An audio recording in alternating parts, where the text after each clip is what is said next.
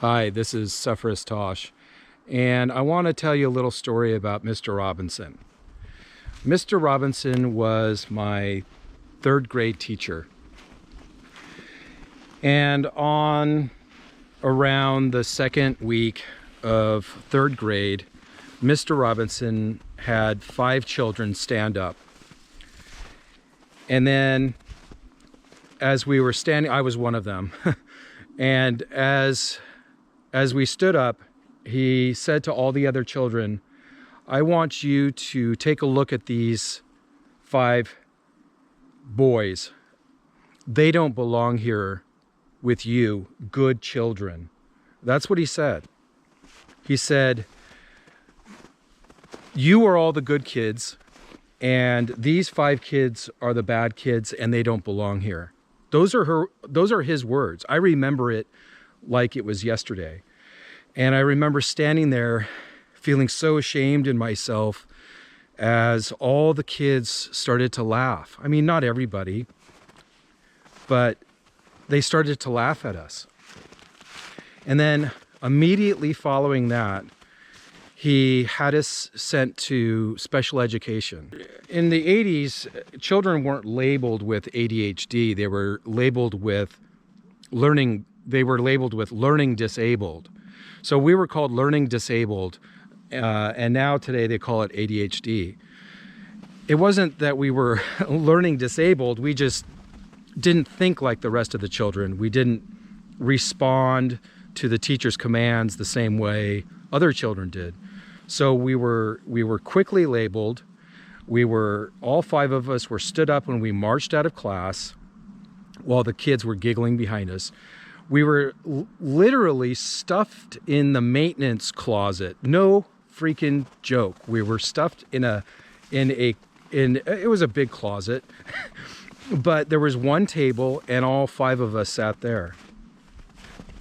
And there was a teacher there who, tried to help us.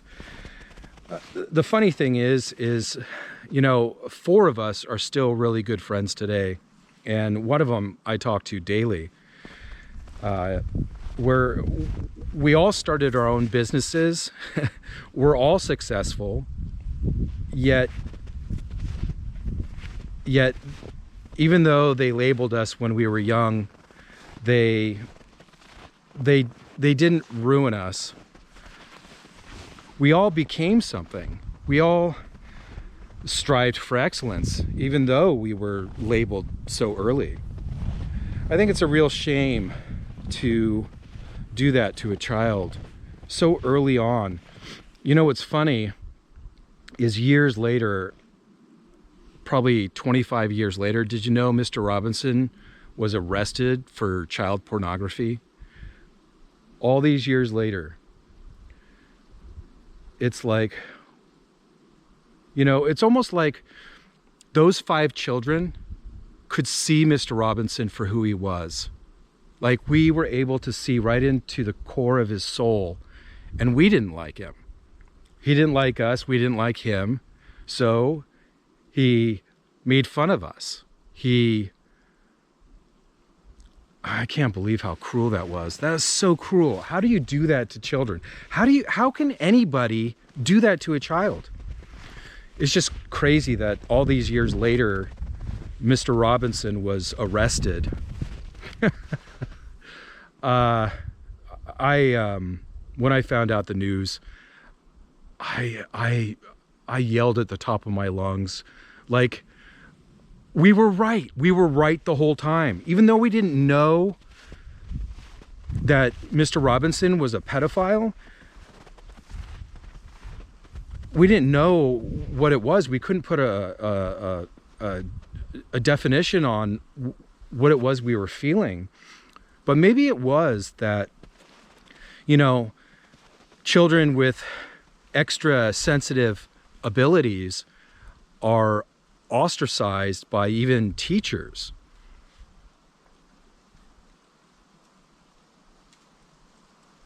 But after all these years, to know that we were right about Mr. Robinson makes all of us feel so good. I can't believe anybody would do that. Why would you hurt the self-esteem of a child so young? And how was he allowed to even teach in the first place? That's my question. Whose judgment to hire this man who's supposed to be an inspiration to children? Who was that person that thought that he was helpful? I guess we can all be duped. I remember vividly one day in particular, a group of boys waiting outside the classroom to make fun of us as we came out. So, you know, the four of us came out, or the five of us came out, and all the kids would point and laugh and say, "There's the stupid kids. There they are. Ha, you guys are stupid." You know, that kind of stuff. Children stuff. But it was kind of a turning point in my self-esteem. Maybe what it was when we were little is that we had a intuition about this man that he wasn't a good man. And so that's why we didn't learn from him. We knew somewhere that there was something wrong with him.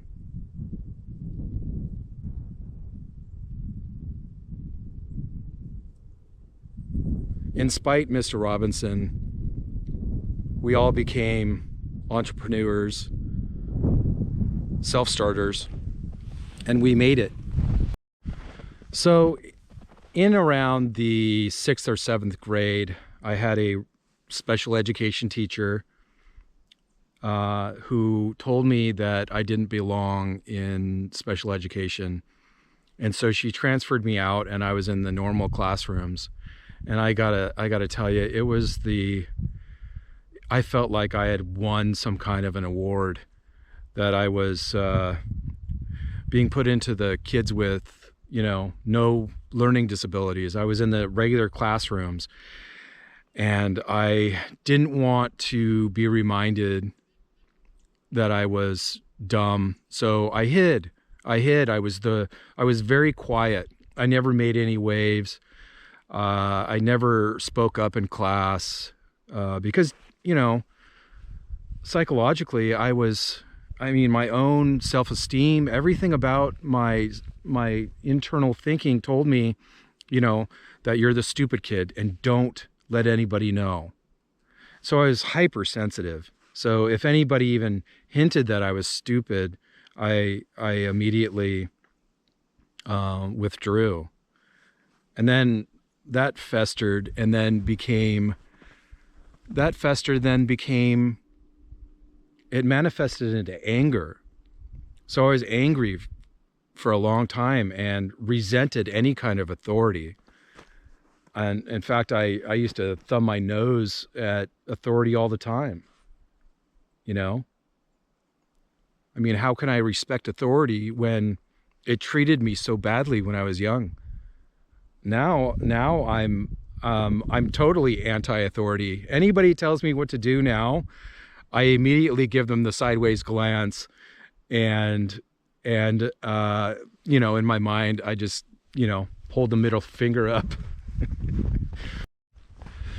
So in essence, I am a product of my environment. I was manufactured in a way. I was created. My thoughts, my feelings, my ideologies I was created by the environment I live in.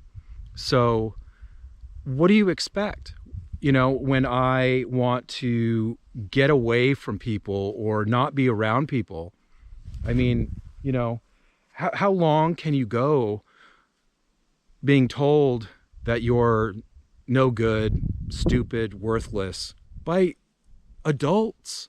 These are adults who are supposed to inspire children, yet back in the 80s, they could label you so quickly, write you off, and be done with it. Somebody else's problem. Shoot, it goes way back. You should look at the way children were treated back in the early 1900s, in this country.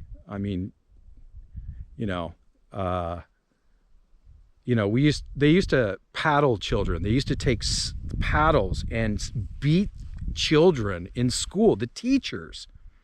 These are the adults, and they're beating us. So what do you expect? I mean, that kind of behavior only breeds, you know, a criminal element in society, don't you think? So what is labeling theory? Labeling theory says that if you label a child in their very early development, they will grow up to become what they are labeled. So it's a really, really simple and very despicable way to treat children, to label them so early with something like learning disabled or ADHD or whatever you want to call it.